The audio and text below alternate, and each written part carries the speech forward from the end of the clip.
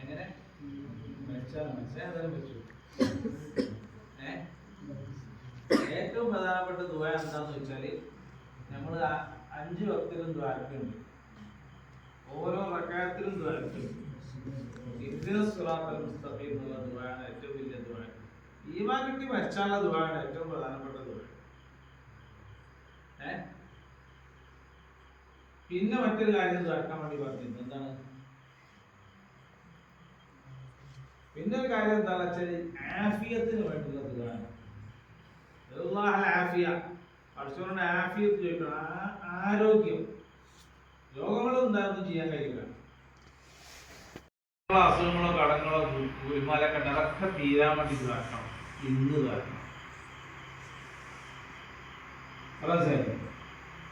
പിന്നെ നമ്മൾ ഈ എത്തുന്നതിരുന്നാലും നമുക്ക് വിദ്യാഭ്യാസ രംഗത്ത് ഇൽമിന്റെ രംഗത്ത് വലിയ കേന്ദ്രങ്ങളിൽ വലിയ പോസ്റ്റിൽ എത്താൻ വേണ്ടി ദ്വാരക്കണം. എന്ന് ദ്വാരക്കണം, അതൊന്ന് ദ്വാരക്കണം. ഹജ്ജ് ഉംറയൊക്കെ ചെയ്യാൻ വേണ്ടി ദ്വാരക്കണം. എല്ലാ ദുആവും നടത്തേണ്ട ദിവസമാണ് ഇന്ന് രാത്രി.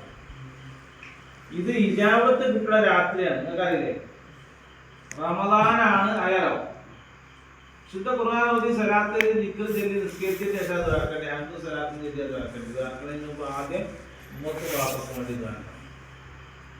ഇജാബത്ത് കിട്ടുന്ന അന്തം നോക്കിനോനെ വലിയ ഇജാബ, ഉത്തരം പഠിച്ചോ തരുമെന്ന് വിചാരിച്ചിട്ട് ദ്വാരക്കണം. അള്ളാഹ്ക്ക് ഇത് വല്ല പ്രയാസമുണ്ടോ? ചില ആൾക്കാർ, ഇപ്പൊ ഞാൻ വെറുതെ പറഞ്ഞു, ചില ആൾക്കാർ ഇങ്ങനെ എവിടെയെങ്കിലും 4 കായ് കിട്ടാൻ വേണ്ടിയിട്ട് ജക്കാത്ത് എടുക്കണ്ട, സ്വതക്ക എടുക്കണൊക്കെ ദ്വാരം നോട്ടൊക്കെ ഒന്ന് കൊടുക്കണം. എന്താന്ന് വാക്കേണ്ടി അറിയോ? സ്വതക്ക ജക്കാത്ത് കൊടുക്കുന്ന ആളാൻ വേണ്ടി വാക്കേണ്ടി, ആരെങ്കിലും നക്കാവിച്ച കിട്ടാൻ വേണ്ടിയാണ് ഇതാക്കേണ്ടി. ഞാനെങ്കിൽ തന്നാ വാങ്ങാൻ പറ്റും വാങ്ങാൻ. ദ്വാരക്കേണ്ടി എന്താണ്? സ്വതക്ക കൊടുക്കാനും ജക്കാത്ത് കൊടുക്കാനുള്ള പൈസ ഉണ്ടാകാൻ വേണ്ടി ഇതാക്കേണ്ടി. കിട്ടൂലേ? നാളെ ചെറിയൊരു വീടിനും വേണ്ടി ഇതൊക്കെ അപ്പൊ ഭക്ഷണങ്ങളുടെ വലിയ വീട് വെച്ചു. ഭക്ഷണം എത്ര മോശക്കാനൊക്കെ വലിയനെ ചോദിച്ചൂടെ? അപ്പൊ വലിയ സ്വപ്നങ്ങള് വലിയ പദ്ധതികളാണ് ഭക്ഷണത്തിന്റെ മുമ്പിൽ. ഭക്ഷണം ഉണ്ടാക്കരുത്.